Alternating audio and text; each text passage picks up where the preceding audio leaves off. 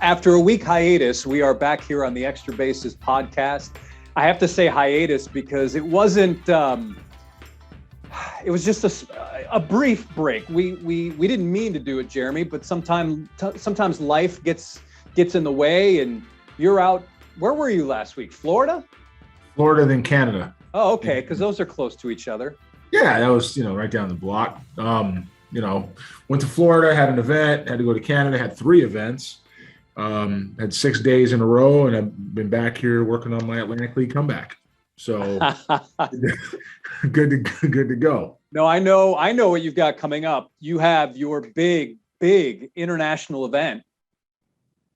It's going to be at Citi Field. What's the date on that? Is it the 1st? So, yeah, it's October 1st to 3rd. So I'm actually, banging out of here on Thursday and heading up there, taking the jet plane, as it were, in the front of the bus, and going to go do this thing for a few days. It's been a long time coming. The Mets have rolled out the red carpet.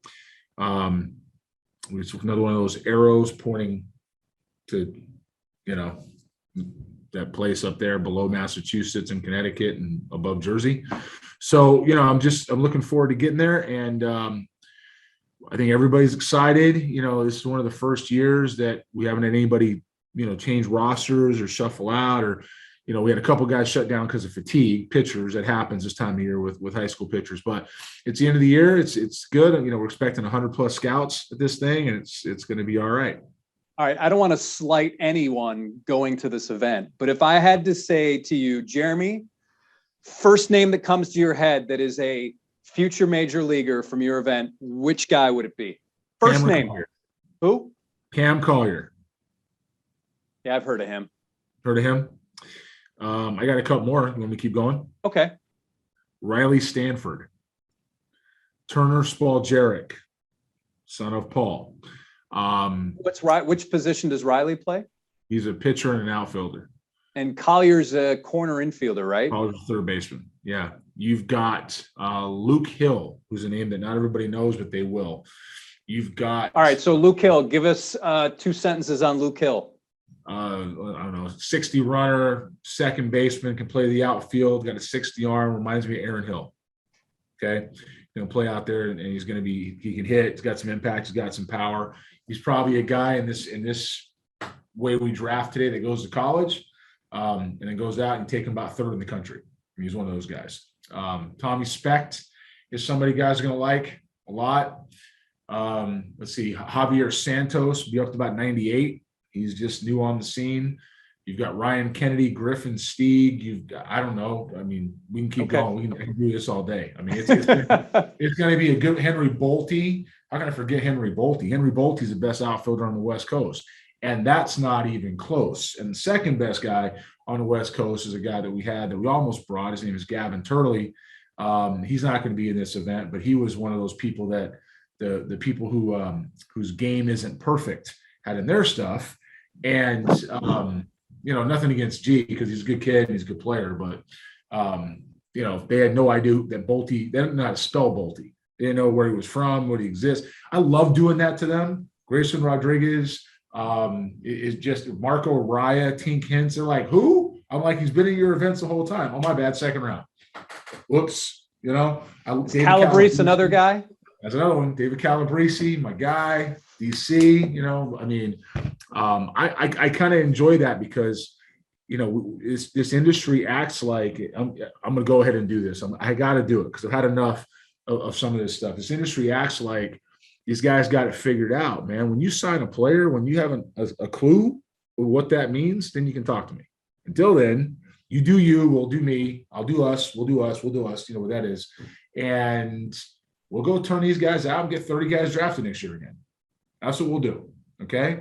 I'll be sitting here just fine, wearing that, doing podcasts with you, jumping on Sports Extra, covering playoffs and World Series, whatever it is we do that we do, and they can just go be perfect. How's that? That was beautifully said, Jeremy. Thank you so much. It's from the heart.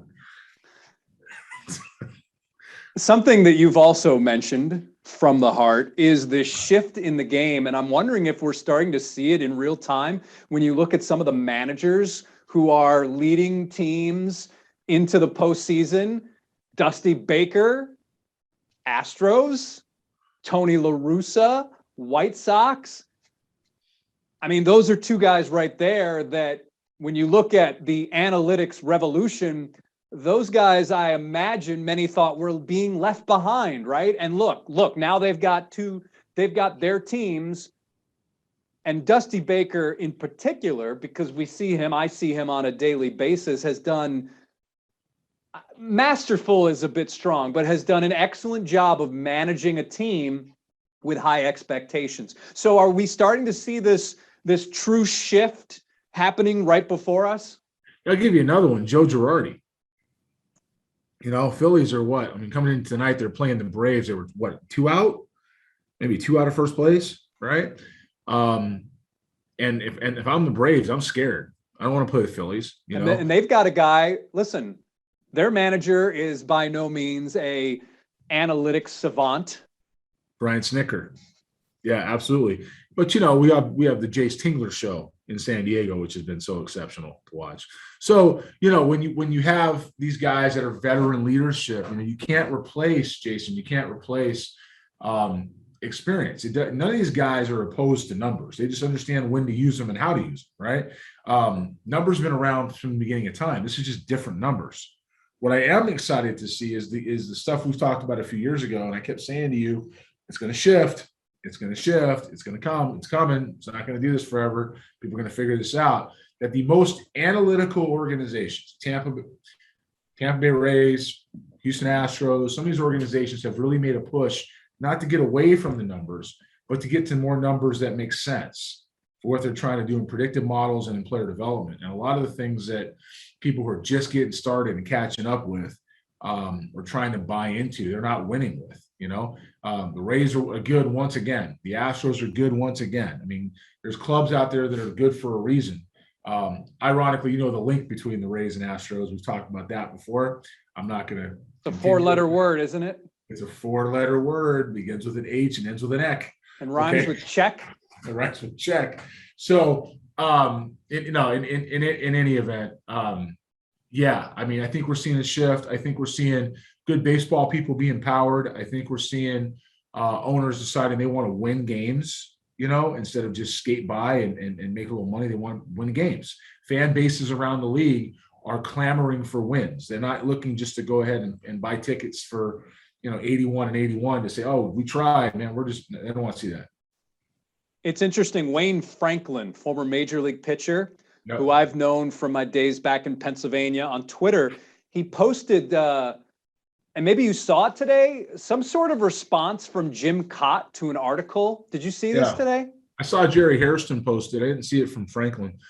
Jim Kaat basically saying, notice that no manager has been fired this year. They'd also have to fire the scientists that are dictating policy in many cases. I've never seen so many trips to the mound by people who have never had to face a hitter in a pressure situation in MLB and yet feel compelled to give advice to those who've done it and are doing it. They don't do it to hitters, free throw shooters, golfers, but they feel compelled to do it to pitchers who, even at a young age, have more experience and knowledge of pitching competitively under pressure than the ones giving advice. Please, Mr. Commissioner, ban trips to the mound.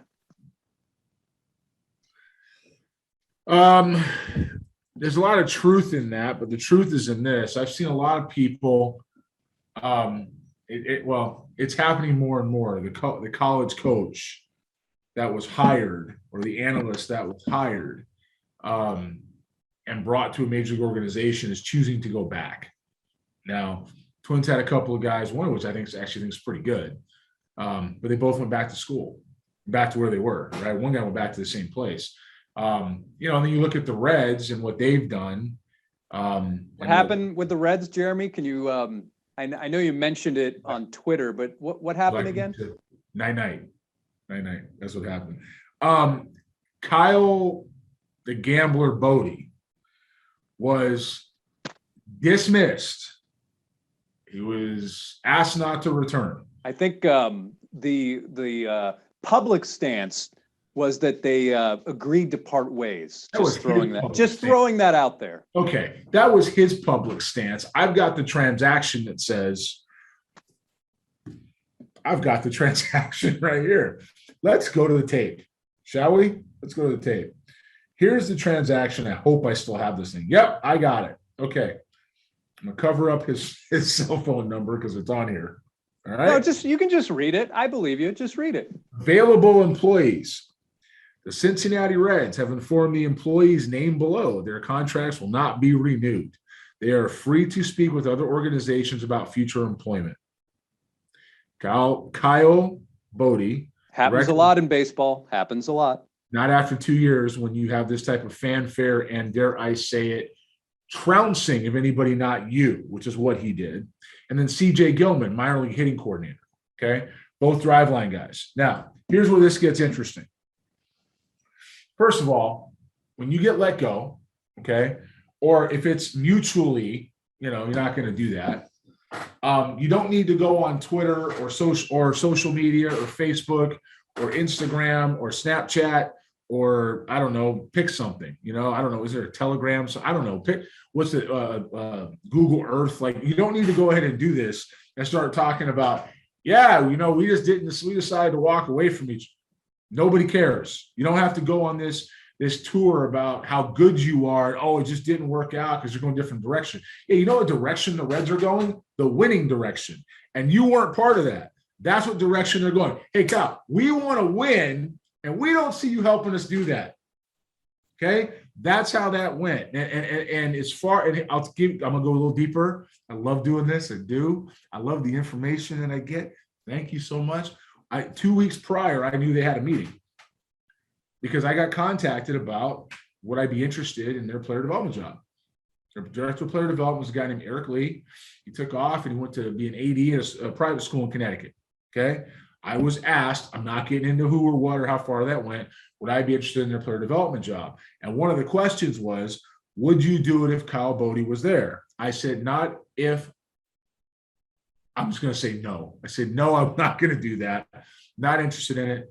But I said, if they have an interest or if we have an interest to go further, the people that want to do it, we'll talk about it. Okay. I called my buddies. I got some friends over there. I know that surprises you that I would have friends with a major league club because I'm such a bitter, washed up. I got it right. So I called and I asked some questions and nothing was confirmed or denied. And it's just that, Kyle is, yes, the rumors were around that his contract was up and they just said, when they announce it, they'll announce it. And, some promotions were had over there that were going on and did a little digging and, they had a meeting and the meeting was between ownership and Kyle Boddy in person. Anytime your contract's up for option and you have a meeting in person with ownership, bruh, you ain't staying. And if you are staying, it's because they said, look, hey, Kyle, there's this thing we want to do called win a championship. And you're not helping. So if you want to be part of winning a championship and get a ring, we need you to change pretty much everything you do. Okay. And so the Kyle sit back and go, let's see, do I change? Do I want to change? I've kind of built like this whole reputation on this house of cards. Like it's just like these things that kind of stack up. And like, if I pull one out, then it's all going to fall down. I can't do that. So you know what? I'm just going to not change. And the Reds are like, bye. And that's what happened. Okay. So that's why it took so long. That meeting actually happened 2 weeks prior for him being let go, but he was absolutely let go, drop kicked, shown the door, pink slipped. I don't know, pick something. Okay. And that was the best day that I've had in baseball since Jeff Luhnow was banished to the Netherlands. Okay. And I don't know whatever else before that, but it's, in 20 something years, I got to tell you, it's been a good month. Just go with that. How was that? I will say this. The one thing that kind of struck me as a bit odd, not odd. Okay. Odd was the big Kyle's, and I don't know Kyle Boddy. I don't know anything. I mean, from what I read, a lot of people are impressed by what he does. He's got a big following, but the big signature on his big signature signing his his statement just kind of seemed odd to me. Like something like that. Like I don't know if it deserves a big signature. Let's show you the Kyle Boddy you need to see. This is who this guy is. Okay. Where is it? Right there. You see that? Okay. That's him winning a gambling tournament. And it says at the bottom in The Athletic, drive line. And The Athletic, I think we can agree, is a reputable. Oh, very much so. How a professional gambler in a trailer park started. Now, look, I'm not insulting where he came from. I don't care where he came from. What I do know is that when this is your background and you are a professional gambler, you're probably pretty good at reading people. You're probably pretty good at deception and misdirection. I'll let you connect the dots from there. So whoever is following this guy, keep it to yourself because it doesn't matter. No one wants to hear about it. Professional baseball is finally moving on from this, okay? This has been the biggest deception that you could imagine in this game. Now, if you want to talk about this guy taught people to throw harder, cool, with you. You want to talk about some of these guys figure out how to measure some things, man, good for you. You can't teach these guys how to play. You can't teach these guys how to play dead. They don't know what they're doing, okay? Like every kid that's ever been around has played checkers, right? These guys couldn't teach anybody they don't even know how to play checkers. Pick a game. Like, what was it, 21 blackjack? Well, he's got that one down because it's gambling, right? But he couldn't teach us how to do it because the guy doesn't know, they don't know what they're doing when it comes to winning at a sport. They don't know what to do. They don't understand teamwork. They don't understand clubhouses. They don't understand players. It's the same dude that went in and said, yeah, we're not going to use the words like extension. I'm sorry, what? We're not going to use words like extension with pitching? Bro, where are you? Do you understand that just means reaching out and touching where you're trying to go and finish? And that's what gives that ball that extra hop. And, oh, by the way, that's what helps you with your command. And delivery has to work to get there. No, you don't understand it because all you understand is how to win at craps. All right? So it was the best. It was so exciting for me to see baseball stand up and say, she gone. Well, this has taken a dramatic turn. This was not on my list of things to talk about today, Jeremy. Got me going, man. Got me going. Well, I guess I should segue then into what Baseball America released the other day. It crunched some numbers with some of the changes made in minor league baseball this year, changes to help make the game better, to speed the game up. And one of the things that Baseball America, through its research, it basically came up with this conclusion when it comes to the shift. It said restricting teams' abilities to shift was expected to increase offense. At AA this year, restricting teams from shifting actually ended up making no significant difference in batted ball outcomes. Okay. It's about right. Because the shift isn't the problem. It's the way guys hit.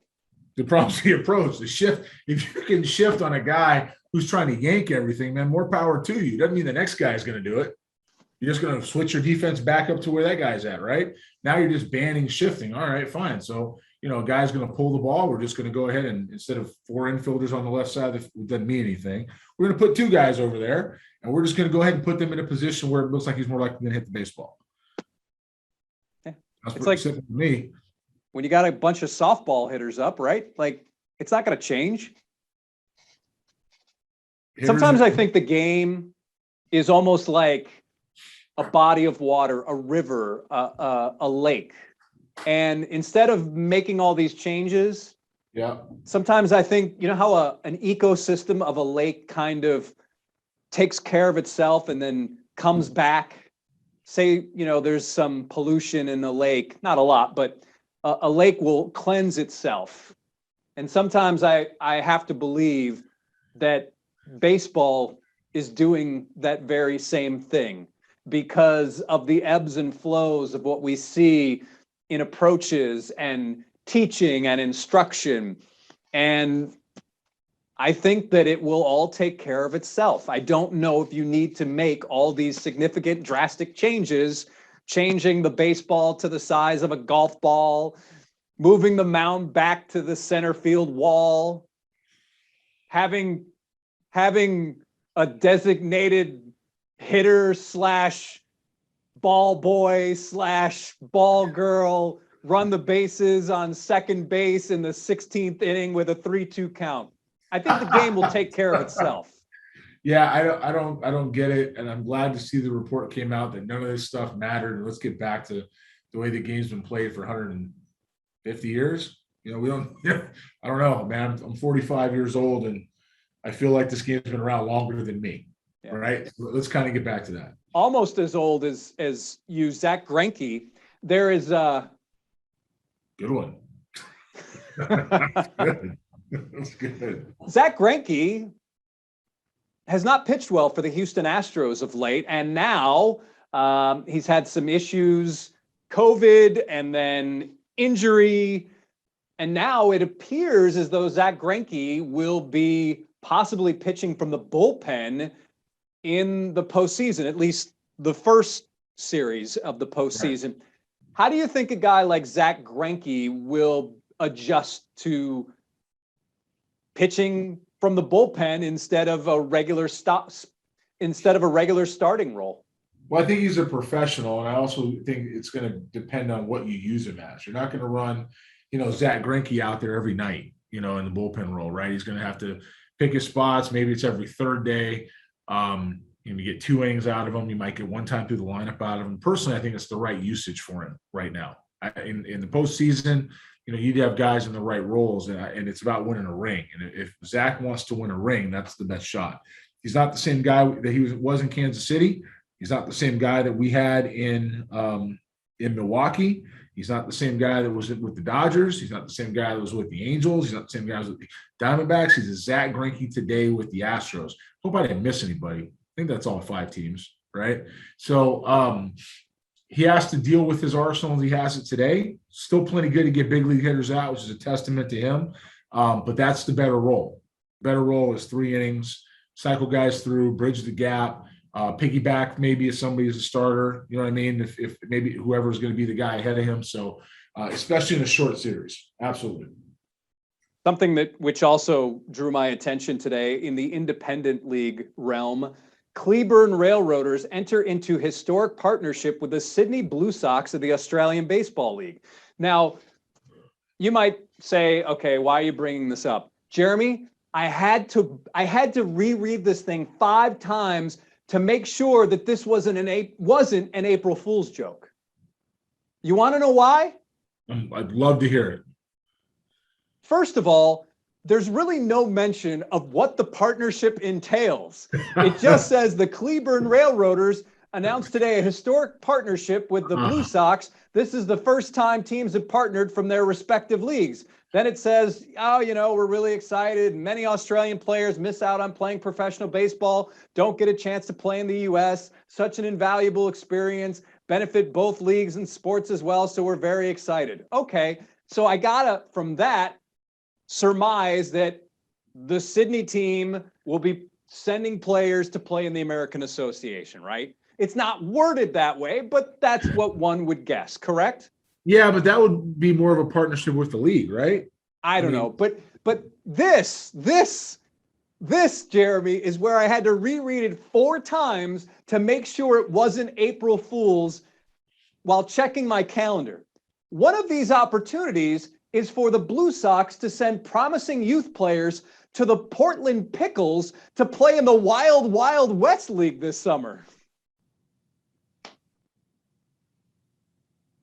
Jeremy, the Wild Wild West League. Jeremy, I had to read this thing 3 times to make sure that this wasn't an April Fool's joke. The Portland Pickles of the Wild Wild West League. Is there a Wild Wild West League out there? So I Googled it, and what it is, the Portland Pickles played in the West Coast League, the Collegiate League, which is a really good league. Yeah. But because of COVID, much like the Sugarland Skeeters created their own independent league, it appears that the Portland Pickles created their own summer league within their complex, and they called it the Wild Wild West League. That's unbelievable. I've never heard of that. That's great. So there's two levels of this partnership. The partnership is Australian players get to go play for the Wild Wild West League. The younger ones, not the younger players. And the guys who get up to pro ball will go play for Cleburne. And maybe the guys in Cleburne will then spend the winter in Australia. The younger ones, maybe. I imagine they have some sort of age restriction. I mean, that part makes a lot of sense because that's an interesting. That's a first, definitely historic partnership. You got a 3-team multi-league, international partnership. That's new. It's almost like historic. Where have I heard that before? Oh, I don't know. That's a good word. Historic. I wonder if you should use that one. Do they have beer in Australia? They have beer? I know they got beer in Cleburne. That I know for a fact, So how's he doing, by the way? I'll tell you this, against the Astros, I don't think he DH'd at all. Oh, see him play. I don't think so. He has no business with a glove. None. Okay. Matter of fact, when you sign, they used to give you a glove contract, at least your first couple with Rawlings, like it was automatic. Okay. He should give his back. There's no business with it. Like, this is a glove. What am I doing with this? The end of the press release reads this: the American Association, the commissioner of the American Association partnership only deepens an already innovative partnership between the Australian Baseball League, the American Association. American Association looks for more innovations flowing from this partnership and will spend a spread among other teams in both leagues. The last line, now remember, the Sydney team is the Blue Sox. The last line of this news release reads, "It's a blue angry sock," said Miller. "What's not to love?" Oh,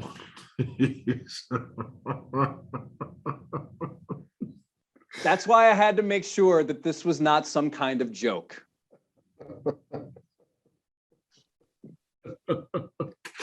Are we trying? With this? What are we doing? That is unbelievable. Listen, I love independent league baseball, but I had to, Jeremy, I thought it was a joke. I was like, did they release this in September instead of getting ready for April Fools? Like, but we're talking about it, and that's what they want.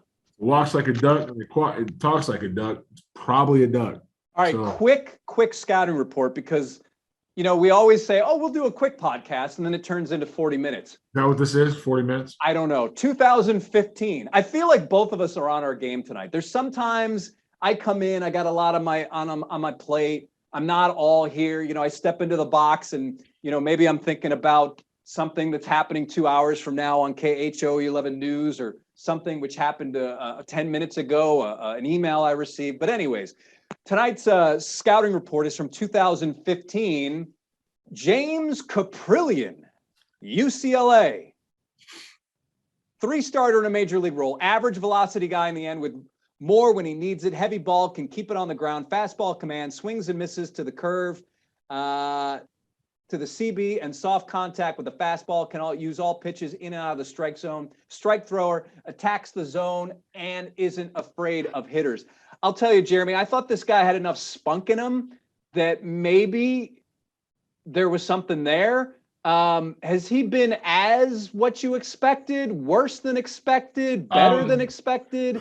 I feel like when because he was drafted by the Yankees, right? Yeah, first round. I mean, that's a respect report. His ceiling was a 3-starter. He's probably more like a 4 and definitely could be a 5 middle reliever. The stuff was just vanilla for me. It was, he had some deception. The fastball was always average velocity. He was able to spin it. He could rotate the breaking ball a little bit. And he was a performer. He performed in college, which those guys should, I thought he'd go out and he'd pitch well and get to the big leagues, reasonably quickly, and we'd figure it out. And I think he got hurt almost right out of the gate, right? Which isn't too uncommon with college pitchers because of how much they're used. And that slowed down his development. But I want to say that was a 2014 report, 15 report. I announced it, and I don't recall. It is 2015. Yeah, it's 2015 report. So it's been 6-7 years for him. So we should have seen what he can do already. I thought he got to the big leagues with somebody for a minute. Well, he's pitching right now for Oakland. He's one of their starters. He's pitched 21 games, started 21 games, 8-5, 4.11 ERA. And listen, he's got more than a strikeout per inning. But then again, a lot of guys have that nowadays. Yeah, the strikeout per inning doesn't hold any water right now. It used to. Yeah. That's a 4 starter, so I wasn't too far off. I mean, a 3 at the best. It's a 4, maybe a 3 in Oakland, in Tampa Bay or in Atlanta or in LA. And LA's in the bullpen, but if he's somewhere like that, maybe even in Seattle, he's probably a 4. He's not really a 3. So A's are a good club. They're not going to make the playoffs, but that's I can see that. I mean, if he makes mistakes with the fastball, it's going to go a long way. And if he can pitch off the barrel and spin the breaking ball and get guys to cheat a little bit, then he's going to be fine. You want to know your comp? Go ahead. Body comparison. James Shields. I still think that's a good one. That's a good one. The comp thing, I'm okay with the comp thing. This reports from college. Yeah. Yeah, UCLA. I mean, the best part about the comparison game is when a guy arrives, he's no longer compared to Shields.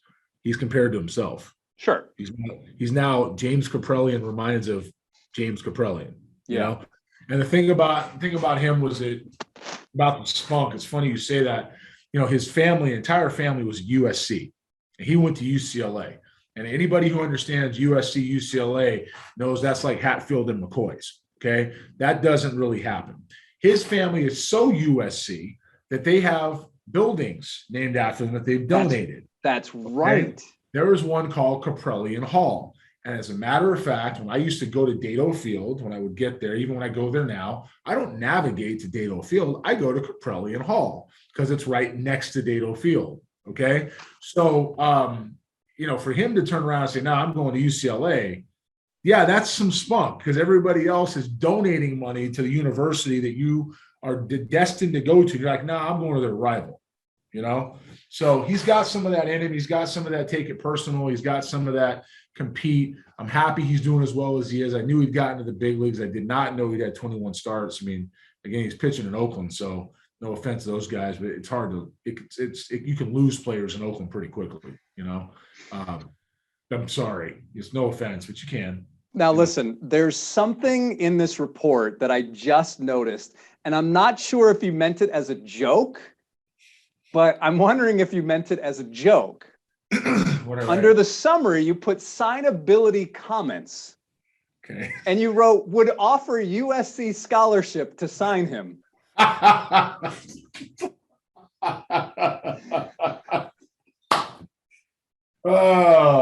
I don't know. I thought that was, I don't know. I probably was joking back at the time. Oh, that's funny. Yeah. All righty.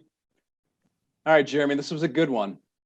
Yeah. This gets us ready for postseason action because next week, I'm hoping you'll be with us on the field or somewhere near the stadium at Minute Maid Park. But I'm going back to the field. You know why I'm going back to the field, Jason? Because I got pictures of you and me like at Nationals Park like this.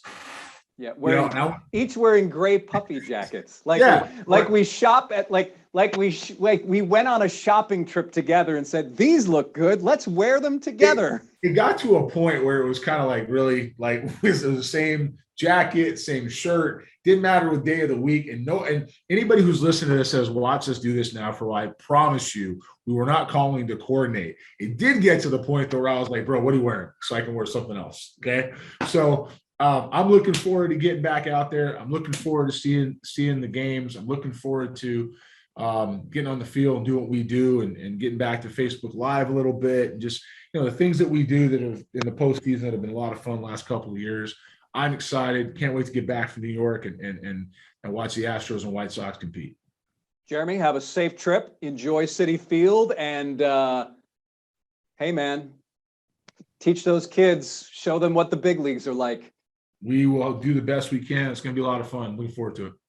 Yeah, I can really tell. Looking forward to it. Come on, man. All right. I can't wait to get to New York City, man. You know that. Like, again, it's a big pet peeve of mine when all these athletes are like, yeah, I'm really, it's really exciting. It's really exciting. Here you go. I'll do it. Right. I'm just happy to be here. Hope I can help the ball club. Good Lord willing, things will work out. Just take it one game at a time. All right, Jeremy, thanks. And thank you for listening to another episode of Extra Bases with Bristol and Booth.